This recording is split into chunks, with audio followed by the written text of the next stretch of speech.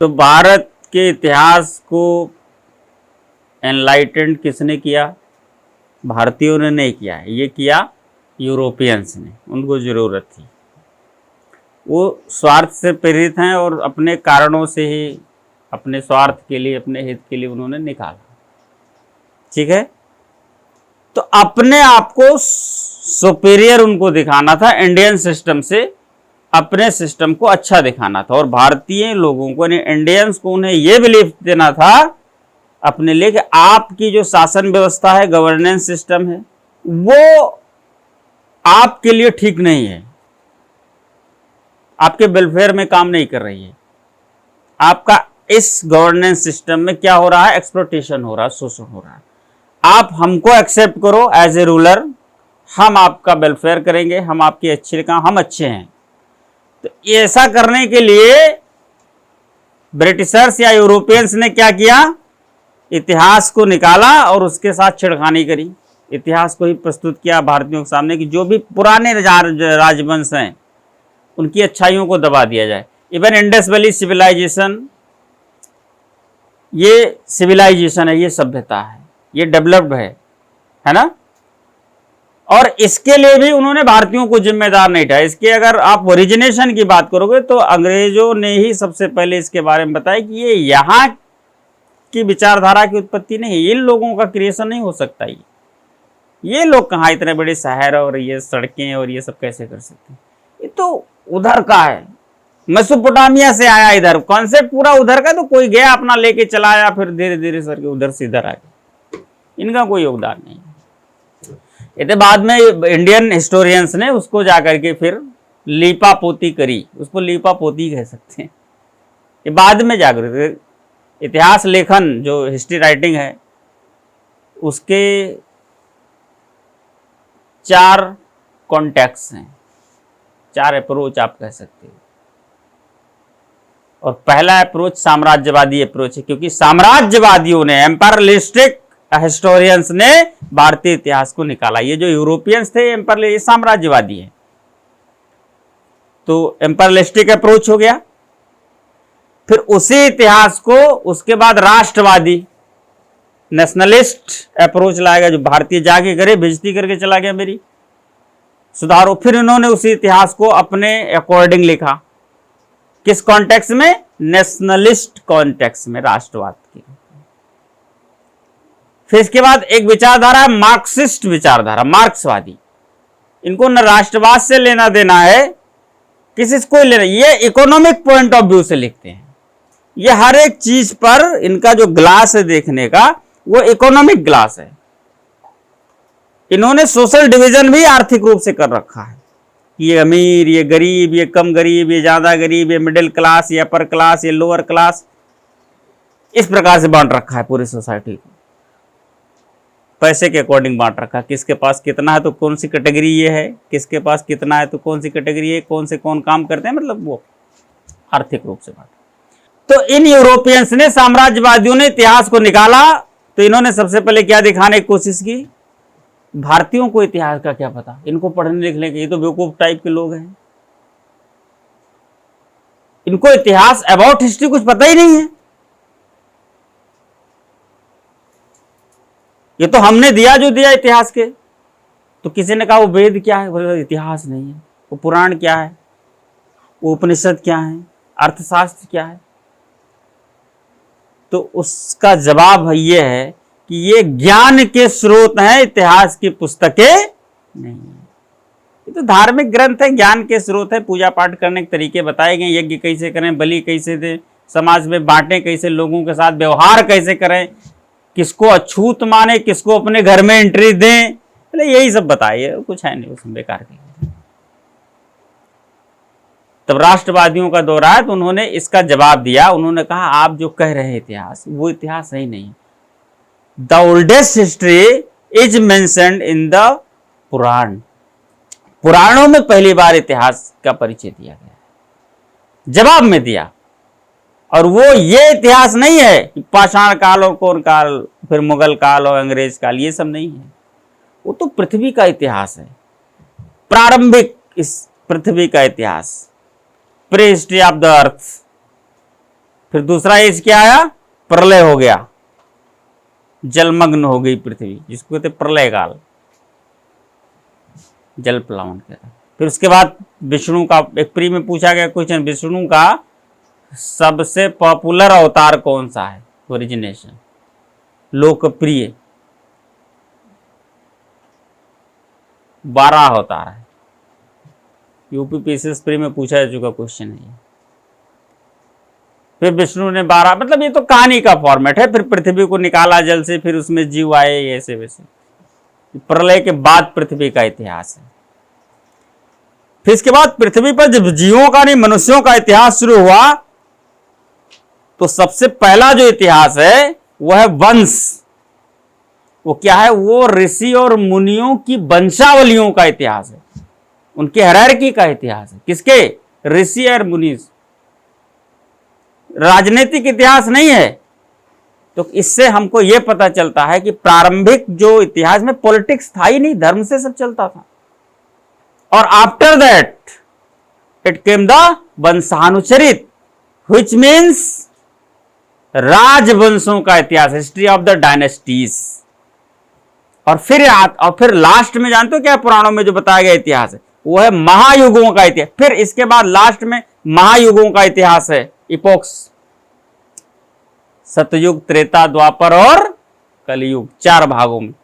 यहां से इसको तो टच ही नहीं कर पा रहे लोग, कहां बता रहे कि इतिहास हमने दिया। यानी 5 भागों में इतिहास डिवाइड है। कौन कौन, सर्ग, प्रतिसर्ग, वंश, वंशानुचरित एंड मनवंतरी, महायुगों का इतिहास। ये पौराणिक इतिहास है। ये राष्ट्रवादियों का समाजवादियों को जवाब था। तो धर्म से चलता था, तो पॉलिटिक्स, धर्म में अधर्म हुआ।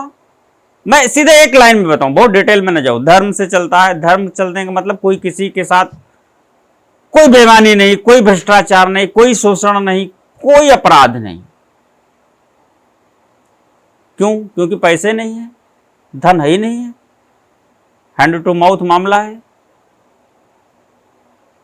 फिर जब डेवलपमेंट होता है, धीरे धीरे पैसा आता है, धन आता है, स्टोरेज बढ़ता है, बैलेंस बढ़ता है, तब ये आता है कि जो ताकतवर लोग हैं, बड़े लोग हैं, अपने छोटे कमजोर लोगों के हक को, उनके श्रम को, उनके लेबर्स पर कैप्चर करना चाहते हैं। लेबर वो करें और लाभ किसको मिले, वो बैठे बैठाए लोगों को। इसके लिए भ्रष्टाचार आता है। धर्म से तो जितने भ्रष्टाचार हैं सब धार्मिक हैं, यानी कर्म से कर्मकांड बनते हैं। भ्रष्टाचार सब के सब धार्मिक हैं। ऐसे थोड़े ना ब्राह्मणवाद की इतनी लोग आलोचना करते हैं कि जिन्होंने जितने सामाजिक नियम बनाए सब अपने अकॉर्डिंग बनाए कि सारी सुविधा हमको कैसे मिले, क्योंकि नियम बनाने वाले यही हैं। भीमराव अम्बेडकर हैं, प्राचीन काल की, समझ रहे ना। तो सामाजिक संविधान जो है इन्होंने ही बनाया, तो अपने अकॉर्डिंग बनाया। वर्ण व्यवस्था को जाति व्यवस्था में ऐसे ही बदल दिया गया, सीधे सीधे। तो जब धन आता है तो उस पर कब्जा करने के लिए अधर्म होता है, भ्रष्टाचार आता है। फिर उसी भ्रष्टाचार को मैनेज करने के लिए होता है क्या, हमें पॉलिटिक्स देखिए आती कैसी है। फिर लूटता कौन है, भ्रष्टाचार किस पर होता, शोषण किसका होता, कमजोर लोगों का होता है। कमजोर होता है क्योंकि वो अकेले नहीं लड़ सकता, लेकिन उसको भी जीना है। तो उसने क्या किया, कई कमजोरों ने अपना एक संगठन बना लिया, ऑर्गेनाइजेशन खड़ा कर लिया अगेंस्ट एक्सप्लॉयटेशन। पॉलिटिक्स शुरू हो गई। कई कमजोरों ने मिलकर के एक ऑर्गेनाइजेशन किया। अकेले नहीं लड़ सकते, लेकिन 10 लोग मिलकर तो लड़ सकते हैं। गणतंत्र जिसको कहते हैं, स्टार्टिंग पॉलिटिक्स की गणतंत्र से होती है। मैंने राजनीति में लोग कहते हैं स्टार्ट होता है राजनीति में तो सबसे पहले राजतंत्र आता। मैंने कहा राजतंत्र आता है, नो डाउट, राजतंत्र हाईलाइट करते हैं, बट पॉलिटिक्स की जो यात्रा है ना, जो प्रारंभ से होती है और लास्ट तक वो चलती, जानते हो कैसे, वो लोकतंत्र से लेकर के और लोकतंत्र की यात्रा है। लोकतंत्र की स्थापना हुई, डेमोक्रेसी की, और अब लोग प्रॉपर ठीक हैं, लोगों का शासन, रूल ऑफ द पीपुल। लेकिन इसकी स्टार्टिंग कहां से हुई, यहीं से हुई। बीच में जो राजतंत्र आता है, फिर अधिनायक तंत्र आता है, फिर उसमें फिर आकर के इसके लिए लोग लड़ते हैं, क्रांतियां होती हैं और फिर इसकी स्थापना। लोकतंत्र से लोकतंत्र तक की यात्रा है ये पॉलिटिकल जर्नी है। तो जब लोगों का ऑर्गेनाइजेशन खड़ा हो जाता है अगेंस्ट, एक राजनीतिक संगठन हो गया, फिर उसमें अपने आप को मैनेज करने के लिए, भ्रष्टाचारियों से बचाने के लिए प्रशासन आता है, एडमिनिस्ट्रेटिव सिस्टम आता है, एक योग्य आदमी को निकालते हैं, वो राजा का काम करता है। फिर वो काम कैसे करेगा, किस पैटर्न करेगा, कौन से रिसोर्सेज हैं, तो वो सारी चीजें डेवलप करता है और रिसोर्सेज देती है जनता, जिस पर उसको शासन करना है, जिनके लिए काम कर, जिस पर नहीं करना, जिसके लिए काम करना है, कि वो रात में सो सकें इत्मीनान से, फेयरलेस होकर के, क्योंकि अब जिम्मेदारी शासक की है। उसने क्या किया, उसने जो कमाया उसका एक हिस्सा टैक्स के रूप में राजा को दे दिया, सारे लोगों ने दिया। एक राजकोष है, ट्रेजरी, और ट्रेजरी से वो सब कुछ पूरा एडमिनिस्ट्रेटिव सिस्टम मैनेज कर रहा है। ये पॉलिटिक्स आ गई। भ्रष्टाचार ना होता तो पॉलिटिक्स ना आती। ठीक है, तो भूमिदान पर चर्चा हो रही थी। ठीक है, तो राजनीति में ये जब राजतंत्र है, राजतंत्र, राजा, अच्छा राजा सब कुछ अपने हाथ में लेके चल रहा है पूरे प्राचीन काल में, इसको कहते हैं मोनोक्रेसी, सेंट्रलाइजेशन ऑफ द पावर। तो राजा का भी दिमाग खर्च, पावर ज्यादा जहां पर हो जाएगी, जाहिर सी बात है उसके साइड इफेक्ट हैं, सुविधाएं खराब कर देती हैं। तो राजा ने क्या किया,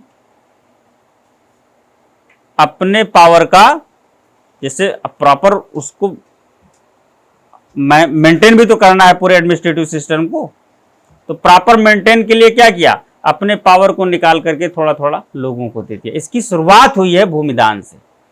सबसे पहले ब्राह्मणों और बौद्धों को भूमिदान दिया गया, अब फ्री ऑफ कास्ट दिया गया, तो उतने भूखंड पर रहने वाले लोगों का प्रशासन भी धीरे धीरे, अब राजा जब कुछ पा नहीं रहा है, कोई भी कुछ पा नहीं रहा, तो उस पर ध्यान नहीं दे रहा, चोरी हो रही, हो गई, ठीक है अभी देखते हैं, ध्यान ही नहीं, क्यों, वहां से कुछ मिल नहीं रहा। ध्यान तो लोग वहां देते जहां से कुछ इनकम होता है।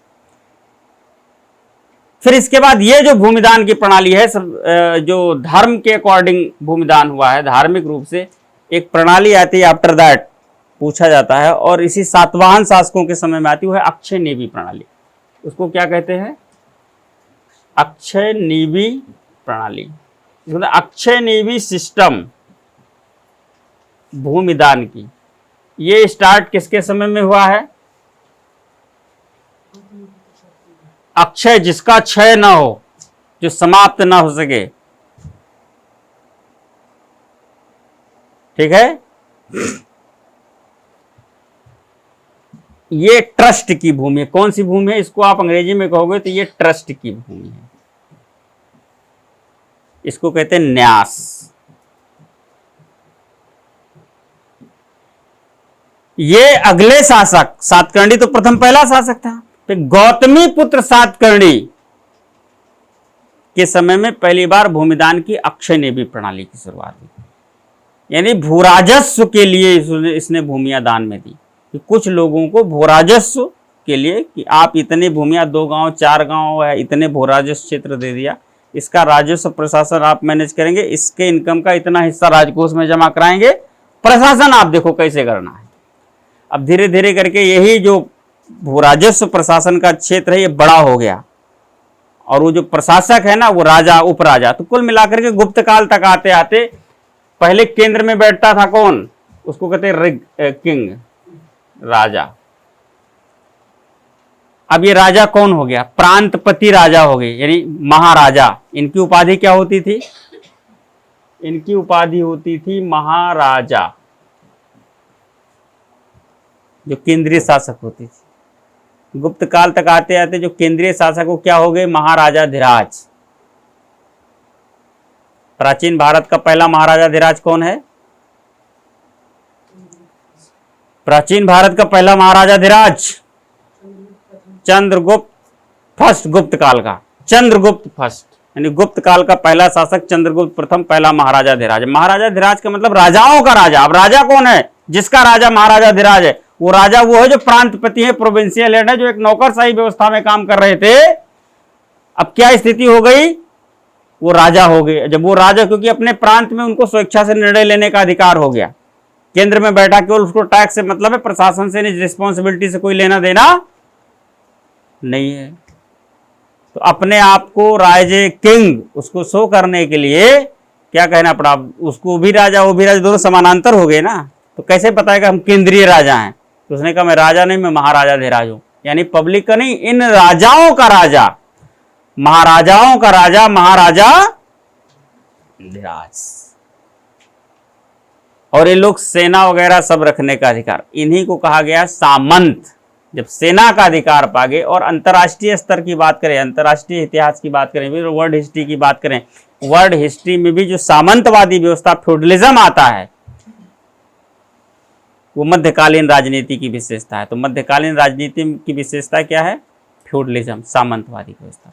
भारत में भी आ गए, गुप्त काल में इसकी स्थापना हुई, मतलब प्रॉपर दिखने लगा। हर्ष के समय तक, मैंने कल लिखा ना, हर्ष की मृत्यु 647 में हो गई, और उसकी जो डेथ है, death of Harsha is the symbol of end of the ancient history.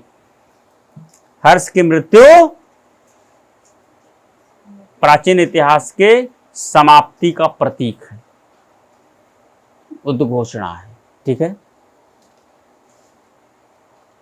और हर्ष के समय तक आते आते जितने राजतंत्र थे सबके सब अब ये महाराजा धीराज और राजाओं में बदलेंगे। सामंतवादी व्यवस्था proper established in Indian history.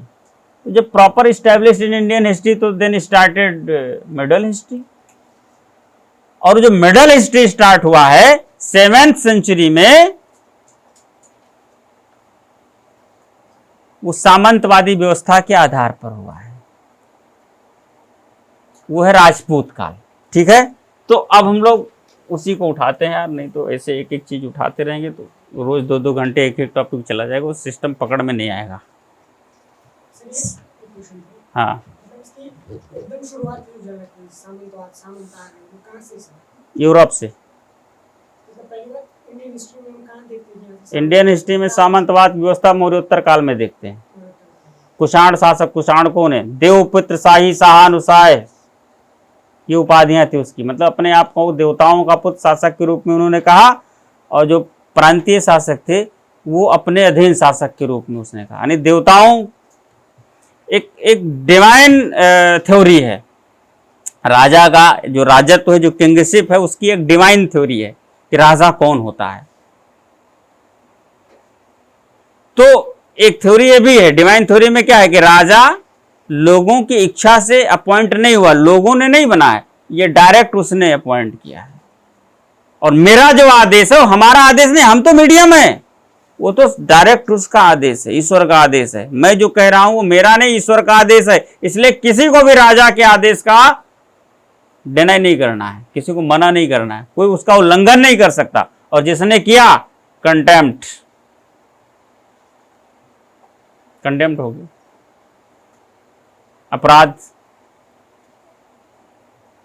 तो भारत में जो पहली सामंतवादी व्यवस्था की स्टार्टिंग है वो मौर्योत्तर काल में ही हो गई है, स्टार्टिंग है, प्रॉपर इस्टेब्लिश्ड गुप्त काल में हुआ है। और हर्ष तक आते आते यही पूरे प्रचलन में, पूरा इसका जो है क्या कहते हैं, ये proper running in the political system of this period.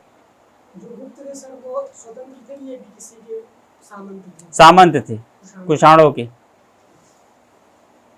गुप्त जो है, श्री गुप्त का नाम आता है सबसे पहले, तो उसकी उपाधि महाराजा की है, मैंने पढ़ाया होगा। महाराजा की उपाधि इससे लगता है कोई ना कोई इसके ऊपर बैठा हुआ है। जब तक ये महाराजा धीराज नहीं है तब तक कोई ना कोई इसके ऊपर, स्वतंत्र राजा नहीं है। लेकिन उसका जो बिहेवियर है as a king, as a ruler, वो इंडिपेंडेंट है, वो सुनता किसी, राजा बैठा तो है लेकिन राजा की सुन नहीं रहा है। तो यही लिखा है श्री गुप्त का नाम आता है। इसका मतलब कि भाई कंप्लीट फ्रीडम तो नहीं है उसको, लेकिन उसका जो बिहेवियर, पॉलिटिकल बिहेवियर है, उसका जो एडमिनिस्ट्रेटिव बिहेवियर है, वो इंडिपेंडेंट है, वो सुन नहीं रहा है। क्योंकि कुषाण हर्ष, क्योंकि कनिष्क के बाद कुषाणों को भी ताकत गिरने लगी थी। कनिष्क एक शक्तिशाली शासक था कुषाणों में, लेकिन कनिष्क के बाद के जो रूलर कुषाणों के हुए हैं वो उतने शक्तिशाली नहीं हुए हैं। तो जब कोई भी ताकतवर नहीं होगा राजतंत्रीय व्यवस्था में, तो कोई लोग क्यों सुनेंगे? ताकत की सुनते हैं लोग, वैसे नहीं सुनते। तो व्यवहार मनमाना करता था, इसलिए श्रीगुप्त आ गया गुप्त काल की पीढ़ियों में, भले एज ए इंडिपेंडेंट रूलर नहीं है, अभी नाम आया क्योंकि वो इंडिपेंडेंट बिहेवियर करता था।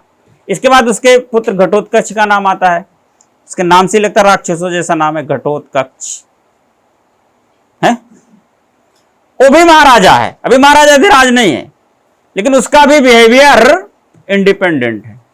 और उसके बाद चंद्रगुप्त फर्स्ट आते हैं, जिनकी उपाधि, जिनका टाइटल हमें महाराजा धीराज के रूप में मिलता है। तो अब हम कहते हैं कि गुप्त राजवंश ने, गुप्त डायनेस्टी यानी गुप्त एम्पायर की जो स्थापना है, इसका जो रियल फाउंडर है वो है चंद्रगुप्त फर्स्ट, क्योंकि उसकी उपाधि हमें मिलती है महाराजा धीराज की, और वो इंडिपेंडेंट हो गया, कुषाणों से अलग करके एक अपनी सत्ता स्थापित करने का। ठीक है, तो ये सब सामंतिक शासक हैं, लेकिन इन लोगों का व्यवहार भी राजतंत्रीय जैसा है, व्यवहार भी उतना सामंतिक नहीं, एकदम डिपेंडेंट नहीं हुए। जैसे समुद्रगुप्त आया तो प्रांतपतियों को अधिकार तो है, वो स्वायत्त तो है, डोमिनियन स्टेट के रूप में है, लेकिन वो प्रॉपर अमेरिका के तरीके से, जैसे अमेरिका अपने प्रांतों पर प्रॉपर नजर, वो टूट नहीं सकते, रसिया ने ढील दिया, टूट गए है। तो यहां प्रांतपति तो है, प्रोविंशियल हेड तो है, लेकिन जैसे समुद्रगुप्त जैसे शासकों का नाम आता है, वो प्रॉपर नजर बनाए हुए है, वो किसी को मौका नहीं दे रहा है। उसने उत्तरापद जीता, दक्षिणापद जीता, अगल बगल जीता, आठविक राज्यों को जीता, विदेशी राज्यों को जीता। उसका प्रयाग प्रशस्ति उठा के देखो, लिखाया गया होगा, सर्व उत्तरापथ राज्य प्रसवोद्धरण, सर्व दक्षिणापथ राज्य ग्रहण मोक्षानुग्रह। ये क्या है? ये यही है कि लोगों को उसने अधिकार दे रखे, लेकिन पालन नहीं करने दे रहा है, प्रॉपर कवरेज है उसका। स्कंद के बाद लोग ढीले ढाले हो गए थे, विदेशी आक्रमण हो गया, फिर हर्ष के समय में फिर एक बार यूनाइट हुए नॉर्थ इंडिया, और उसके बाद फिर राजपूत आ गए, जिसको हमें पढ़ना है। तो ये जो मध्यकाल है, आप यहां से लेके चलिए, मैं लेके चल रहा हूं इसको। जो मिडवल है, आप यहां से लेके चलिए, 7th सेंचुरी से आप उठाइए, और इसको आप लेके जाइए। आधुनिक इतिहास की शुरुआत कब से होती है?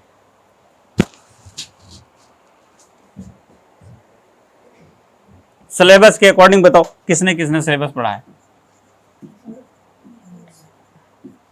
प्लासी के युद्ध के बाद से 18th सेंचुरी, 18वीं शताब्दी का मध्य कहा जाता है उसको, middle of the 18th century. तो ठीक है, आप सही हैं, क्योंकि प्लासी 1757 तो मिडिल ही है 18th सेंचुरी का, ये ड्यूरेशन है एक्चुअली। अब 7th century to 18th century middle, लेकिन इसका डिवीजन आप देखिए, 7th से आप बांटिए, और 7th सेंचुरी 7वीं से 12वीं यानी 12th,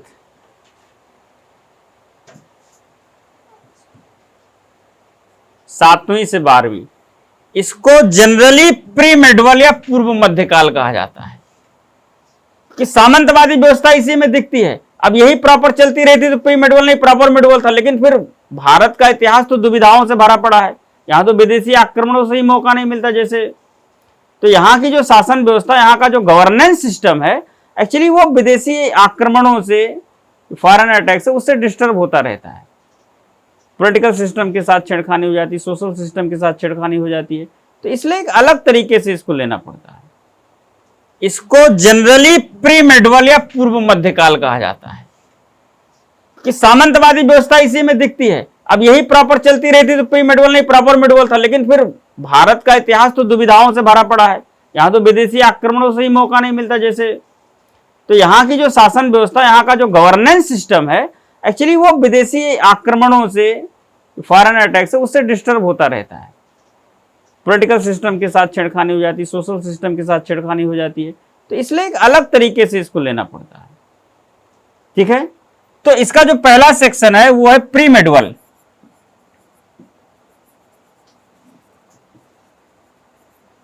पूर्व मध्यकाल, क्या कहते हैं इसको? पूर्व मध्यकाल, लिखते रहिए। और इस पूरे पीरियड में राजपूतों का बोलबाला था, इसलिए इसको राजपूत काल भी कहते हैं।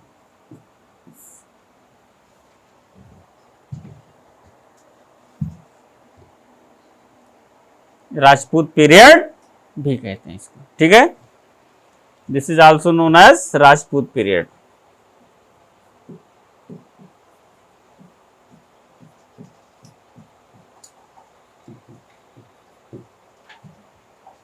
ठीक है, ये क्या है? ये actually political condition of India है। मध्यकाल की शुरुआत की स्थिति क्या है, प्रश्न हम क्लियर, क्वेश्चन यहीं पर क्लियर कर लेंगे, फिर उसके अंदर जाया जाएगा, क्योंकि ये चीज हम लोगों ने जनरली पढ़ा है। स्टार्ट यहां से नहीं करना है, केवल परिचय ले लेना है। ये क्या है? इसको कहते पॉलिटिकल कंडीशन ऑफ इंडिया।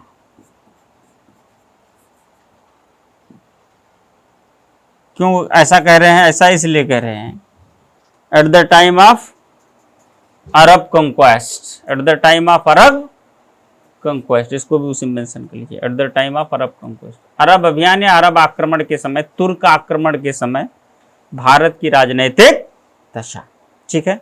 ये 7वीं से 12वीं, क्योंकि भारत के इतिहास की जो सबसे बड़ी दुविधा है, सबसे बड़ा जो डायलेमा है, वो ये है कि कोई भी व्यवस्था, इंडियन सिस्टम प्रॉपर चलता नहीं है। राजा शक्तिशाली होता है तो उत्पाद करता है, फिर राजा कमजोर हो जाता है तो विदेशी आ जाते हैं। भारत की भौगोलिक स्थिति यानी ज्योग्राफिकल कंडीशन ही ऐसी है कि यहाँ पर विदेशी आक्रमण जनरली होते रहते हैं। क्या भौगोलिक स्थिति ऐसी है? संपन्न भौगोलिक स्थिति, जिसको कहते हैं, जैसे भारत एक रिच कंट्री माना जाता है, संसाधनों से परिपूर्ण, फुलफिल्ड विद द रिसोर्सेस। ये भौगोलिक कंडीशन है, फुलफिल्ड विद रिसोर्सेस।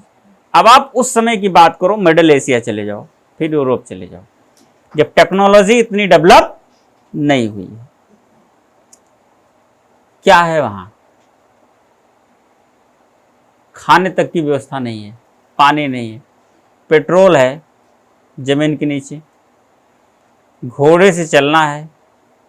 अब कौन घोड़ा आया जो पेट्रोल पी के चलता है? वो तो घास खा के चलेगा। पेट्रोल है नीचे, पानी है नहीं, तो घास तो उगनी नहीं, इवन कोई भी खाद्यान्न यानी कि ग्रेन्स नहीं, उत्पादन नहीं। लोगों को प्रॉब्लम हो रही है, तो इसलिए वो लोग लड़ाकू हैं, क्योंकि थोड़ा सा साधन संसाधन देखे तो टूट पड़े 10-15 लोग, हमको चाहिए, लड़ गए, जो जीता वही सिकंदर। इसलिए वो लड़ाकू हैं। और फिर टेक्नोलॉजी में भी आगे हैं, क्योंकि चीजों को उनको सुरक्षित रखना है, चीजों को बचा के रखना, अगर मिला है तो इन सब तमाम चीजों के लिए, साधनों के लिए भारत की ओर निगाह लगाए रहते थे, पश्चिमोत्तर भाग से। कहां से?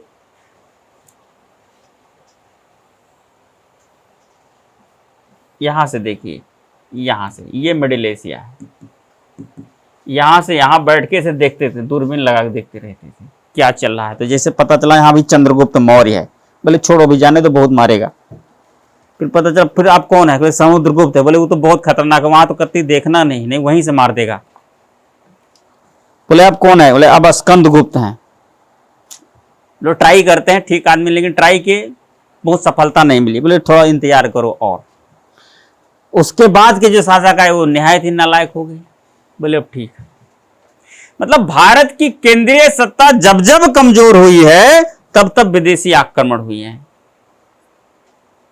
ये कॉमन बात हो गई। और दूसरी प्रॉब्लम क्या आई? दूसरी प्रॉब्लम आई कि जो केंद्रीय, जो टेरिटरीज है, जो सेंट्रल टेरिटरीज है, जिसको कहते हैं डायनेस्टी, वो टूट गया। जो प्रांतीय जितने राज्य हैं, जो प्रांत के रूप में है, प्रोविंस के रूप में है, वो जैसे ही केंद्रीय राजा कमजोर हुआ, वैसे ही लोग स्वतंत्र हो गए, उसकी नहीं सुनेंगे, वो मनमाना करना शुरू कर दिए। तो जो राज्य क्षेत्र है वो टूट जाता है। भारत का जो साम्राज्य है वो टुकड़ों में विभाजित हो जाता है, छोटे छोटे प्रांतों में। एक प्रॉब्लम, पॉलिटिकल प्रॉब्लम है।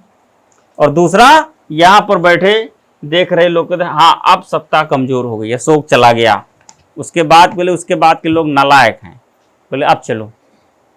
तुरंत विदेशी आक्रमण हो जाता है। ये दो प्रॉब्लम हमेशा आती है भारत के पॉलिटिकल फील्ड में जब कोई केंद्रीकृत सत्ता यानी सेंट्रलाइज पावर बिकम वीक, कमजोर होती है। ठीक है, ये प्रॉब्लम। तो कुल मिलाकर के गुप्त काल के बाद हर्ष चलो कैसे जैसे तैसे आया। हर्ष के बाद की स्थिति फिर डिसेंट्रलाइजेशन की हो गई। अब हर्ष के बाद की स्थिति जब डिसेंट्रलाइजेशन की हो गई तो कन्नौज, अब इसके पहले तो जो केंद्र था, कन्नौज से पहले का केंद्र कौन सा है? पाटलिपुत्र है, और कन्नौज बना। कन्नौज एक्चुअली ठीक है, तीन शक्तियां आपस में लड़ी कन्नौज के लिए। बंगाल में कल आपने लिखा है गौड़, गुजरात और राजस्थान वाले क्षेत्र से पश्चिम से, वेस्ट से कौन है? गुर्जर, प्रतिहार। ये सब राजपूत हैं, आए कैसे बता रहे हैं। और साउथ से हैं राष्ट्रकूट।